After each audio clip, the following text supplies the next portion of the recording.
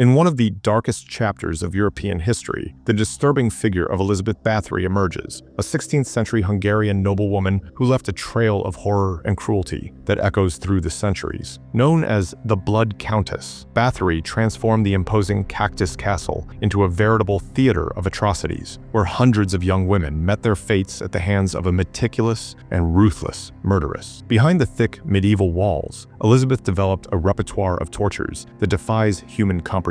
Her victims, predominantly girls between 12 and 16 years old, were subjected to unimaginable practices, from needle perforations in sensitive areas to the infamous ice bath, where they were forced to freeze to death in the castle courtyards during the harsh Hungarian winter. With the help of a retinue of loyal servants, she maintained her terrible operation for years, protected by her social status and political connections. The magnitude of her crimes only came to light in 1610, when an official investigation revealed the true horror that was hiding in the castle. In a secret room, discovered behind a false wall, torture instruments and a macabre diary were found, where Elisabeth methodically recorded her victims. Although official records confirm 80 deaths, later estimates suggest that the real number may have reached 650 young women, making Báthory one of the most prolific serial killers in history. Want to understand everything about this serial killer? Then watch the video until the end, and I'll explain it to you. But first, leave your like and subscribe to the channel. This way, you'll stay up to date with history. Elisabeth Báthory was born on August 7, 1560, in an imposing castle in Nyírbátor, Hungary. She was no ordinary noblewoman. The Báthorys were one of the most powerful and influential families in Central Europe at the time. To give you an idea, her uncle Stephen Báthory was not only the ruler of Transylvania, but also became king of Poland. The family had connections with virtually every important royal house in Europe. Elisabeth's childhood was marked by events that may have influenced her later behavior. Historical records show that she suffered from severe health problems from a very young age. Documents from the time describe frequent episodes of violent convulsions and headaches so intense that they left her bedridden for days. Some modern historians speculate that she could have suffered from epilepsy, while others suggest that these symptoms could indicate more complex psychological disorders. A notable characteristic of Elisabeth was her extraordinary education. At a time when even most nobles were barely literate, she was fluent in 4 languages: Hungarian, Latin, Greek, and German. Documents from the time show that she maintained an impressive library with hundreds of volumes,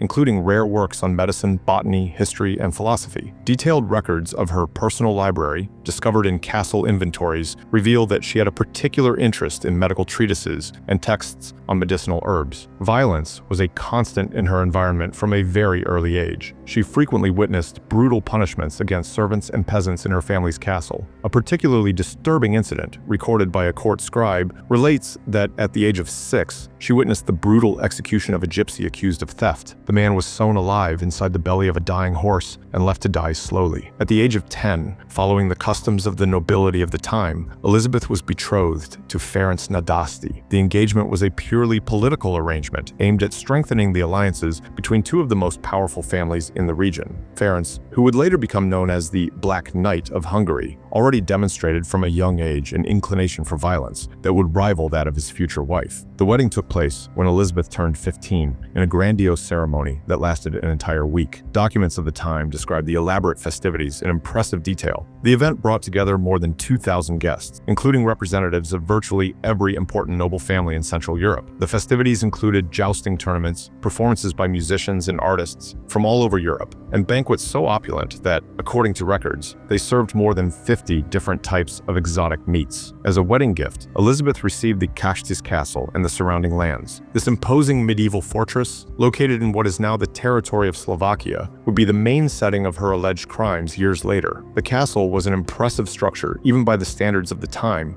with more than 70 rooms, extensive underground dungeons, and walls so thick that they could withstand any type of siege. Elisabeth's married life revealed different facets of her personality. During the frequent and long absences of Ferenc, who spent months on military campaigns against the Ottoman Turks, she proved to be an extremely competent administrator. Detailed financial records preserved in the Hungarian archives show that she not only maintained the couple's properties, but significantly expanded their wealth and influence. Elisabeth developed a complex system of administration that included meticulous records of all activities on her properties. Documents from the time show that she kept detailed accounting books, recording everything from agricultural production to the most trivial expenses of the castle. She also established a rigorous system system of tax collection from the peasants who lived on her lands, which frequently generated conflicts with the local population. The couple had 6 children, although only 4 survived childhood: Anna, born in 1576, Ursula in 1578, Katerina in 1580, and Paul in 1582. Preserved letters show that Elisabeth was an attentive mother with her own children, personally overseeing their education and ensuring that they received the best possible instruction. The relationship between Elisabeth and Ferenc is the subject of much debate among historians. Letters exchanged between the couple, which have survived to this day, reveal a complex dynamic. Ferenc frequently sent exotic gifts from his military campaigns: jewelry, fine fabrics, rare spices, and even captured Turkish slaves. In a particularly revealing letter dated 1585, he proudly describes how he personally beheaded 20 Turkish soldiers in a single battle. The first indications of Elisabeth's crimes began to emerge around 1585. Parish records of the time show a significant increase in the number of unexplained deaths of young women in the region of Čachtice Castle. The victims were mainly peasant girls between 12 and 16 years old, although later Elisabeth also began to target daughters of small nobles who were sent to the castle to learn etiquette and good manners. The torture methods attributed to Elisabeth, documented in detail during subsequent investigations and trials, are of an almost unimaginable cruelty. Witnesses, including former servants and survivors, described horrifying practices. Elisabeth allegedly used needles and pins to pierce her victims, with a special predilection for sensitive areas such as under the fingernails and around the lips. She is also said to have developed a torture device known as the Iron Maiden, a vertical cage with internal spikes where the victims were trapped and slowly pierced. During particularly harsh winters, Elisabeth developed an especially cruel form of torture, the ice bath. The victims were stripped and taken to the castle courtyard, where they were repeatedly doused with cold water until they froze to death. Witnesses reported that she watched the entire process from her windows, apparently fascinated by the suffering of the girls. Ferenc's death in 1604, due to an infected battle wound, marked a significant escalation in Elisabeth's crimes. Without the protection and possible moderating influence of her husband, she became more daring and careless. Records show that the number of disappearances in the region tripled in the years following Ferenc's death. Elisabeth maintained a dedicated group of servants who assisted her in her crimes. Helena Jo, her former wet nurse, was considered her main accomplice. Dorothea Zentes, known as Dorka, was an expert in torture practices. Johannes Ujvari, a young servant, was responsible for luring new victims to the castle, and Katalin Benecki, a washerwoman who helped hide evidence of the crimes. The turning point came in 1610, when Count György Thurzó initiated an official investigation. What set this investigation apart from previous ones was that some of the most recent victims were daughters of noble families, which made it impossible to continue ignoring the crimes. Thurzó conducted a meticulous investigation that lasted several months and included testimonies from more than 300 witnesses. On December 29, 1610, Thurzó made a surprise visit to Čachtice Castle. Official records describe a scene of absolute horror. In the castle's basement, several young women were found in different states of torture, some already dead, others in agony. A secret room, discovered behind a false wall, contained elaborate torture instruments and a diary where Elisabeth allegedly recorded her victims with meticulous detail. The investigation revealed a complex network of complicity that extended far beyond Elisabeth's immediate servants. Various local nobles were implicated for having knowledge of the crimes and remaining silent. Records show that some even sent their maidservants to work at the castle, knowing the likely fate that awaited them, in exchange for political or financial favors. The trial of Elisabeth's servants was conducted with extreme speed and brutality. Helena Jo and Dorothea Zentes were considered the main accomplices. Under torture, they confessed to participation in dozens of murders and described practices even more horrible than those initially suspected. According to their testimonies, Elisabeth not only tortured her victims, but also performed bizarre rituals involving the blood and body parts of the victims. The court records, which total more than 2,000 pages preserved in the Budapest archives,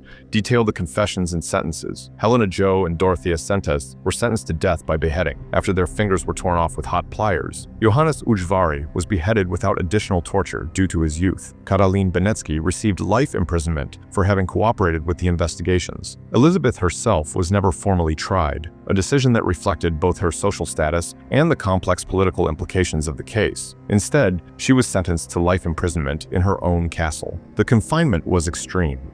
She was literally walled up in a set of chambers, with only small openings for the passage of food and air. During her final years, Elisabeth maintained an extensive correspondence with her children and other nobles, protesting her innocence. Preserved letters show a gradual change in her handwriting and mental state. The early letters are articulate and firm, confirm, but the later ones show signs of significant mental deterioration, with incomprehensible passages and disturbing drawings in the margins. Elisabeth died on August 21, 1614, after 3.5 years of confinement. The guard who found her reported that she was lying face down, apparently having died during sleep. She was 54 years old. Her body was initially buried in the church of Čachtice Castle, but due to protests from local residents, it was transferred to the family crypt in Exed. The exact number of her victims remains a topic of intense debate among historians. The official court records confirm 80 deaths, but documents discovered later suggest much higher numbers. The frequently cited number of 650 victims first appears in texts written by Jesuit priest Laszlo Turoczi in 1644, 30 years after her death. Several myths and legends have arisen around the figure of Elisabeth Báthory. The most famous is the story that she bathed in the blood of virgins to maintain her youth. However, this legend does not appear in any contemporary documents. The first mention of this practice only emerged in the 18th century, in Gothic novels that mixed historical facts with fantastic elements. Modern historians have proposed different interpretations of the Báthory case. Some argue that she may have been the victim of a political conspiracy. They point out that the Hungarian crown owed enormous sums of money to the Báthory family, and that a powerful and independent woman represented a threat to the patriarchal order of the time. Documents show that, after her arrest, her properties were confiscated and her debts were cancelled. Elisabeth Báthory is often cited as one of the inspirations for Bram Stoker's character Dracula, although there is no direct evidence of this connection. Her case is considered one of the first well-documented records of a serial killer in history, and continues to be studied by psychologists and criminologists. Čachtice Castle, where Elisabeth committed her crimes and spent her final days, still exists today, although it is in ruins. It is a popular tourist destination in Slovakia, attracting thousands of visitors interested in its macabre history. Archaeological excavations carried out at the site in recent decades have revealed evidence corroborating many of the historical accounts of her crimes. If you liked the video, leave your like and subscribe to the channel. This way you will always receive notifications of new videos. See you next time.